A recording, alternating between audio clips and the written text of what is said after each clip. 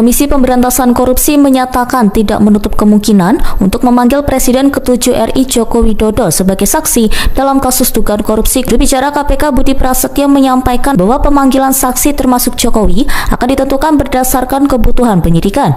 Ya, jadi gini, pemeriksaan itu dibutuhkan manakala kemudian memang diperlukan, kemudian ada relevansi dengan perkaranya, ya, kemudian dikaitkan bahwa penyidik memang membutuhkan keterangan itu untuk melengkapi, gitu. Tapi itu tidak serta-merta juga, gitu. Artinya semua pasti ada kajiannya, gitu ya.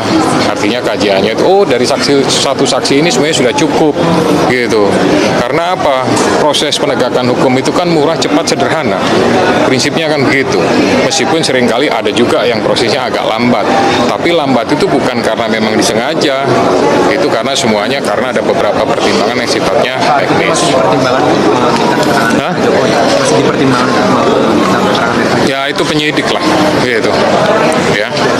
Perihalnya segera usut tuntas dugaan korupsi Saudara Joko Widodo dan keluarganya. Sebagaimana termaktub dalam Undang Dasar 45 bahwa setiap warga negara memiliki kedudukan yang sama dalam hukum dan pemerintahan sesuai dengan pasal 27 ayat 1 Undang Dasar 45. Atas dasar itu kami bermaksud mengingatkan kembali kepada KPK agar dalam penegakan hukum untuk memberantas korupsi tidak tebang pilih, tidak tumpul ke atas dan tajam ke bawah. Siapapun sama di muka hukum, termasuk mantan Presiden Joko Widodo dan keluarganya. Itu juga kami memberikan dukungan untuk tuan rumah Piala Dunia waktu itu. Dan juga setelah makan siang, waktu itu saya ingat betul ada pembahasan dari Perdana Menteri ini menawarkan kepada Indonesia apa saja yang harus dilakukan. Dikit lagi Pak, bentar. Cepat Pak. Selamat siang semuanya, Assalamualaikum warahmatullahi wabarakatuh. Kami dari Nurani 98 dan ini teman-teman semua, saya bersama teman-teman ada Rangkuti, Antonio Danar, ada Wakil Kamal dan Rara Stejo, Lukbowo dan lain-lain. Sebetulnya banyak sekali teman-teman 98 yang masih berada dalam garis Nurani 98. Kami sengaja dengan niat tulus ikhlas untuk kepentingan bangsa dan negara hadir kembali ke KPK untuk, saya mungkin sudah ke-5 kali ya datang ke KPK untuk hari ini untuk meminta agar KPK kembali menelaah atau membuka laporan saya sebelumnya, yaitu tahun 2022 dan tahun 2024. Karena tentang dugaan korupsi nepotisme dan tindak pidana pencucian uang yang dilakukan oleh Joko Widodo dan keluarganya. Kami tadi diterima oleh Dumas, berdiskusi cukup panjang lah, 30 menit ya lebih, dengan namanya boleh disebutkan boleh tidak, tetapi diterima dengan baik dan agak perdebatan sebentar, tapi kemudian ketemu solusi untuk membuka kembali apa yang sudah pernah kami laporkan itu. Kemudian kenapa kami datang kembali ke sini? Karena ada konfirmasi yang cukup kuat dari laporan OCCRP itu. Jadi sebetulnya laporan kami sebelumnya terkonfirmasi dengan rilis yang disampaikan oleh OCCRP. Dan kami merumuskan seluruh narasi ini dengan baik. Saya bacakan dulu isinya dan nanti dilanjutkan oleh Bung Anmus Dalar dan Bung Ray dan kawan-kawan yang lain. Ini kami sampaikan kepada Ketua KPK. Perihalnya segera usut tuntas dugaan korupsi Saudara Joko Widodo dan keluarganya. Sebagaimana termaktub dalam Undang Dasar 45 bahwa setiap warga negara memiliki kedudukan yang sama dalam hukum dan pemerintahan sesuai dengan pasal 27 ayat 1 Undang Dasar 45. Atas dasar itu kami bermaksud mengingatkan kembali kepada KPK agar dalam penegakan hukum untuk memberantas korupsi tidak tebang pilih, tidak tumpul ke atas dan tajam ke bawah. Siapapun sama di muka hukum, termasuk mantan Presiden Joko Widodo dan keluarganya. Bahwa KPK berdasarkan undang-undang ditegaskan bahwa dalam menjalankan tugas dan wewenangnya, KPK berasaskan pada kepastian hukum, keterbukaan, akuntabilitas, kepentingan umum, proporsionalitas, dan penghormatan terhadap hak asasi manusia. Dengan dasar itu, kami kembali mendatangi KPK agar menjalankan semua proses pemberantasan korupsi sesuai dengan asas-asas yang telah ditetapkan oleh undang-undang, termasuk dalam menindaklanjuti laporan kami 3 tahun yang lalu dan setahun yang lalu tentang dugaan tindak pidana korupsi, kolusi, nepotisme, dan dugaan tindak pidana pencucian uang keluarga Joko Widodo. Bahwa mantan Presiden RI yang ke-7 yang kami laporkan KPK 3 tahun lalu bernama Joko Widodo telah disebutkan oleh lembaga internasional organisasi Crime and Corruption Reporting Project sebagai salah satu mantan presiden terkorup di dunia. OCC RP menyebutkan bahwa Joko Widodo secara signifikan melemahkan Komisi Pemberantasan Korupsi. Selain itu, OCC RP juga menyebutkan bahwa Jokowi telah merusak lembaga pemilihan umum dan peradilan Indonesia yang menguntungkan ambisi politik putranya bernama Gibran Rakabuming Raka. Perilaku kekuasaan semacam ini patut diduga kuat telah dilakukan praktek KKN yang patut menjadi perhatian serius KPK agar pimpinan KPK yang baru dapat mengembalikan citra dan wibawa KPK kembali dan lepas dari stigma bayang-bayang kekuasaan mantan Presiden Joko Widodo. Berdasarkan hal-hal itu, kami pada Selasa 7 Januari 2025 kembali datang ke KPK untuk menyatakan bahwa 1. Menyayangkan pernyataan KPK yang tidak secara tegas menyatakan akan mengusut dugaan korupsi Joko Widodo maupun keluarganya. Gegerkan negara, Prabowo resmi desak KPK periksa Joko Widodo. Banyak dugaan korupsi berat yang harus diungkap. Langkah berani Presiden Prabowo yang mengguncang Indonesia. Selamat datang kembali di Menyala News bersama saya Charles Hulu. Hari ini kita akan membahas kabar yang menjadi pembicaraan hangat di seluruh penjuru negeri. Kabar yang dianggap sebagai langkah sejarah paling berani dari Presiden Prabowo Subianto. Kabarnya sudah terkonfirmasi resmi. Presiden Prabowo telah mengirimkan surat perintah dan desakan keras kepada Komisi Pemberantasan Korupsi atau KPK untuk segera memeriksa, menyelidiki, dan mengusut tuntas segala dugaan kasus korupsi, penyalahgunaan wewenang, dan kebocoran keuangan negara yang terjadi pada masa pemerintahan Joko Widodo atau Joko Widodo. Ini adalah momen yang tak pernah terbayangkan sebelumnya. Seorang presiden memerintahkan lembaga anti rasuah untuk memeriksa pendukungnya dulu, sekaligus mantan presiden pendahulunya sendiri. Kenapa Prabowo melakukan ini? Apakah ini balas dendam politik? Atau memang ada bukti nyata yang sangat besar sehingga tidak bisa ditutup-tutupi lagi? Selama 15 menit ke depan, kita akan bedah tuntas apa saja kasus korupsi besar yang disoroti, mengapa Prabowo mendesak sekarang, apa bukti-bukti yang sudah terkumpul, dan bagaimana reaksi kubu Jokowi yang mulai ketakutan dan panik luar biasa. Mari kita simak pembahasan lengkapnya. Jam 1:30 pukul 4. Isi desakan Prabowo, usut tuntas, jangan ada yang dikecualikan. Sumber terpercaya dari lingkaran Istana Negara membocorkan isi surat resmi dan arahan lisan Presiden Prabowo kepada pimpinan KPK. Isinya sangat tegas, lugas, dan tidak memberi ruang tawar-menawar sedikit pun. Prabowo berkata, "Saya memerintahkan KPK bekerja independen, berani, dan bertanggung jawab. Segala temuan dugaan korupsi, kebocoran uang negara, proyek fiktif, dan penyalahgunaan kekuasaan yang terjadi dalam 10 tahun terakhir harus dibongkar sampai ke akar-akarnya. Tidak peduli siapa pelakunya, tidak peduli jabatan apa yang pernah diembannya, dan tidak peduli seberapa besar pengaruhnya. Kalau ada kesalahan, harus diusut. Kalau ada bukti, harus diproses. Negara ini harus bersih, hukum harus tegak sama rata." Desakan ini langsung ditujukan ke nama besar Joko Widodo. Prabowo secara spesifik meminta KPK meneliti aliran dana, proyek-proyek strategis, dan kebijakan-kebijakan besar yang langsung diambil keputusannya oleh Jokowi sendiri, yang diduga kuat merugikan uang negara hingga ratusan triliun rupiah. Kenapa Prabowo bertindak sekarang? Jawabannya jelas. Pertama, banyak laporan hasil audit BPK yang selama ini disembunyikan atau tidak ditindaklanjuti, sekarang ada di meja Prabowo. Isinya sangat mengerikan, banyak sekali catatan merah, uang hilang, proyek mangkrak, dan pembelian barang dengan harga di luar kewajaran. Kedua, Prabowo sadar betul bahwa warisan masa lalu ini adalah bom waktu. Kalau dibiarkan, masalah ini akan meledak di masa pemerintahannya, dan dia yang akan disalahkan rakyat. Maka cara terbaik adalah membongkar semuanya sekarang, menumpas akarnya, dan membersihkan nama pemerintahan agar tidak ikut terseret arus kejahatan masa lalu. Ketiga, ini bukti nyata Prabowo ingin membuktikan janjinya, tidak ada yang kebal hukum. Meski dulu mereka pernah bekerja sama, meski dulu Jokowi yang membuka jalan bagi Prabowo jadi presiden, tapi kalau menyangkut uang rakyat dan kejahatan negara, Prabowo tegas, persahabatan berakhir di meja hukum. Pukul 4 jam 7:30. 4.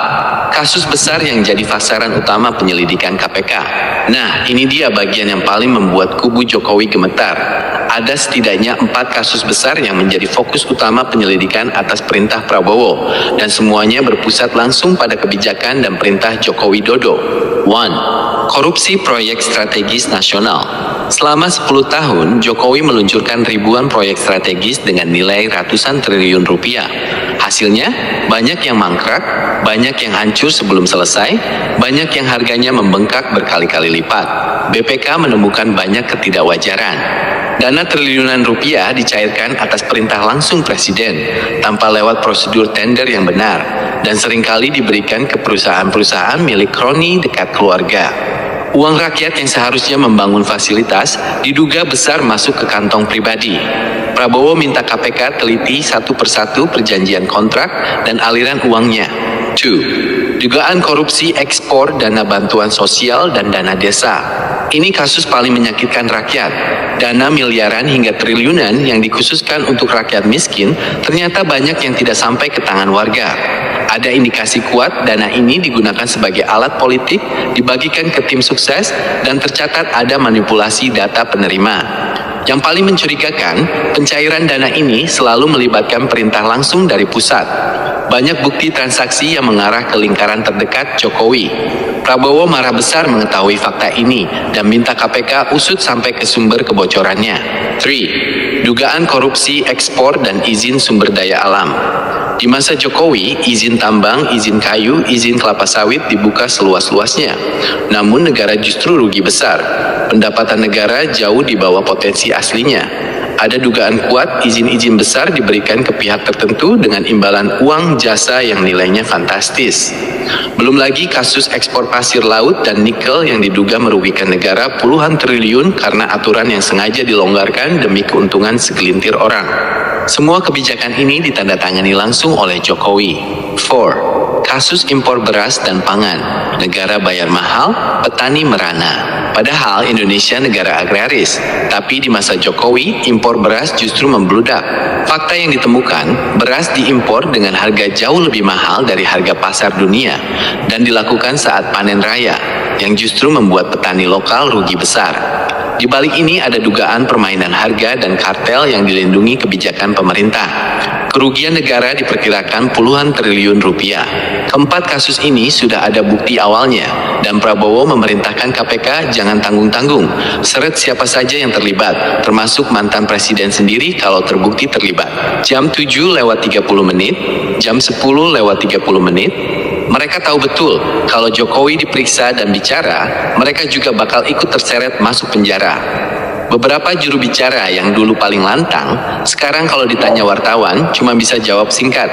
Kami hormati proses hukum, biar KPK yang bekerja.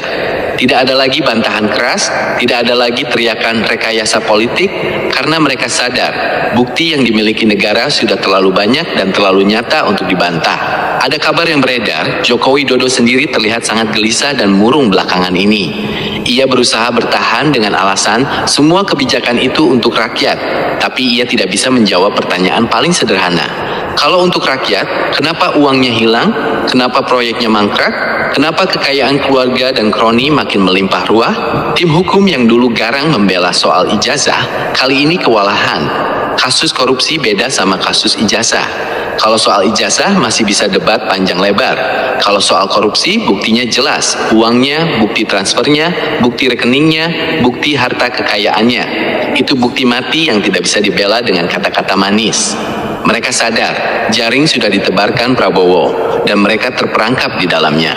Jam 10:30 menit, jam 12:45 menit, banyak yang bertanya, Charles, kenapa Prabowo tega sekali memeriksa orang yang dulu membantunya jadi presiden? Saya jelaskan logika politik dan hukum yang sangat cerdas dari Prabowo ini. Prabowo adalah orang yang sangat paham sejarah. Ia tahu betul bahwa masalah korupsi masa Jokowi itu adalah bom nuklir. Kalau dia diamkan, kalau dia lindungi, suatu saat nanti rakyat akan tahu semuanya, dan rakyat akan menuntut dia juga. Rakyat akan bilang, Prabowo sama saja, sama-sama korup, sama-sama melindungi penjahat. Jabatan presiden yang baru dia pegang bisa hancur seketika hanya karena warisan dosa orang lain. Prabowo tidak mau itu terjadi. Dia tidak mau sejarah mencatat namanya sebagai presiden yang melindungi koruptor besar. Dia ingin sejarah mencatatnya sebagai presiden pemberantas korupsi yang berani menindak siapa saja. Selain itu, Prabowo juga sadar, rakyat sudah marah besar. Isu korupsi merajalela di 10 tahun terakhir ini adalah keluhan utama rakyat. Prabowo tahu, cara paling cepat dan paling ampuh mendapatkan hati rakyat dan dukungan penuh adalah dengan cara membongkar kejahatan masa lalu. Rakyat akan bertepuk tangan, rakyat akan percaya, rakyat akan mendukung penuh pemerintahannya kalau dia berani bertindak tegas. Jadi, keputusan Prabowo ini bukan sekedar balas dendam, tapi langkah strategis menyelamatkan negara, menyelamatkan hukum, sekaligus menyelamatkan nama baik pemerintahannya sendiri. Dia sadar, lebih baik bermusuhan dengan satu orang mantan presiden daripada bermusuhan dengan seluruh rakyat Indonesia. Dan Prabowo memilih berpihak ke rakyat, ke kebenaran, dan ke hukum. Jam 12:45 menit, pukul 15, penutup, mulai sekarang tidak ada yang kebal hukum. Saudara-saudara pendengar sekalian, itulah laporan lengkap mengenai langkah besar Presiden Prabowo Subianto yang resmi mendesak KPK memeriksa Joko Widodo terkait dugaan korupsi masif. Ini adalah hari bersejarah. Ini adalah bukti nyata bahwa zaman di mana pejabat tinggi bisa berbuat semena-mena, mengeruk uang negara sesuka hati lalu hidup tenang dan aman, sudah berakhir. Prabowo sudah memberi sinyal sangat jelas ke seluruh negeri. Di Indonesia sekarang, hukum berjalan satu ukuran saja. Mau presiden, mau mantan presiden, mau anak presiden, mau pejabat tinggi, kalau salah, kalau korupsi, kalau curang, pasti akan diperiksa, pasti akan diseret, dan pasti akan diadili. Kini, seluruh mata bangsa tertuju pada KPK. Apakah KPK berani menjalankan perintah Prabowo dengan tegas? Apakah berani Selamat datang di channel Lingkup Politik, wadah bagi kita semua untuk mendiskusikan dan membedah dinamika politik serta penegakan hukum di tanah air secara jernih, kritis, dan objektif. Halo rekan-rekan sekalian, beberapa waktu terakhir, panggung politik dan hukum Indonesia kembali dihangatkan oleh sebuah isu yang sangat krusial.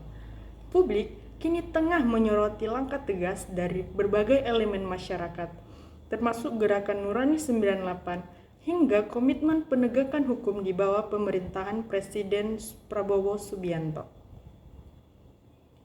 Fokus utama adalah desakan kepada Komisi Pemberantasan Korupsi untuk menegakkan hukum secara adil dan tanpa pandang bulu, termasuk menelaah kembali laporan-laporan terkait dugaan kasus hukum yang menyeret nama mantan Presiden Joko Widodo beserta lingkaran terdekatnya. Mari kita bedah secara urut. Pertama, sesuai dengan amanat pasal 27 ayat 1 Undang-Undang Dasar 1945, di mana setiap warga negara memiliki kedudukan yang sama dalam hukum dan pemerintahan. Hal inilah yang menjadi dasar utama bagi aktivis hukum dan masyarakat sipil untuk mengingatkan KPK agar tidak tebang pilih, tidak tumpul di atas dan tajam ke bawah. Kedua, terkait respon institusi anti rasuah, juru bicara KPK menyampaikan bahwa pihak penyidik tidak menutup kemungkinan untuk memanggil siapapun sebagai saksi, sejauh hal tersebut didasarkan pada kebutuhan penyelidikan, relevansi perkara, serta kecukupan alat-alat bukti dengan mengedepankan asas kepastian hukum dan profesionalitas. Ketiga, komitmen pemerintah. Di tengah masyarakat berkembang harapan besar terhadap kepemimpinan Presiden Prabowo Subianto agar lembaga penyelidikan hukum dapat bekerja secara independen, berani, dan bertanggung jawab. Sektor-sektor strategis seperti tata kelola proyek nasional, penyaluran bantuan sosial, pengelolaan sumber daya alam, serta kebijakan impor komoditas penting menjadi perhatian serius untuk ditelaah demi menyelamatkan keuangan negara. Namun, sebagai publik yang cerdas dan sadar hukum, penting bagi kita di channel Lingkup Politik untuk tetap mengedepankan asas praduga tak bersalah. Kita harus memahami perbedaan posisi hukum antar saksi yang dimintai klarifikasi dengan pihak yang status hukumnya sudah ditingkatkan. Pemanggilan oleh aparat penegak hukum tidak serta-merta menunjukkan seseorang bersalah, melainkan bagian dari proses untuk melengkapi berkas dan meluruskan fakta agar tidak menimbulkan spekulasi yang menyesatkan. Jika kita mencermati berbagai tanggapan masyarakat dan netizen di media sosial, mayoritas publik menyampaikan aspirasi agar proses penegakan hukum berjalan transparan dan objektif. Masyarakat berharap KPK dapat membuktikan independensi sehingga kepercayaan publik terhadap institusi penegakan hukum dapat terus terjaga. Pada akhirnya, penegakan hukum yang transparan, adil, dan objektif adalah harapan seluruh elemen bangsa. Publik kini bukan sekadar penonton, melainkan pengawas aktif yang kritis demi tegaknya keadilan yang di Indonesia. Bagaimana pandangan rekan-rekan sekalian mengenai isu ini? Silakan sampaikan pendapat dan analisis Anda di kolom komentar di bawah dan tetap menjaga etika, berdiskusi yang santun dan konstruktif. Jangan lupa mendukung channel Lingkup Politik dengan menekan tombol like, subscribe, dan aktifkan lonceng notifikasi agar Anda tidak ketinggalan analisis politik dan hukum terupdate lainnya. Saya host Lingkup Politik, terima kasih telah menyaksikan, tetap kritis dan salam sehat. Terima kasih.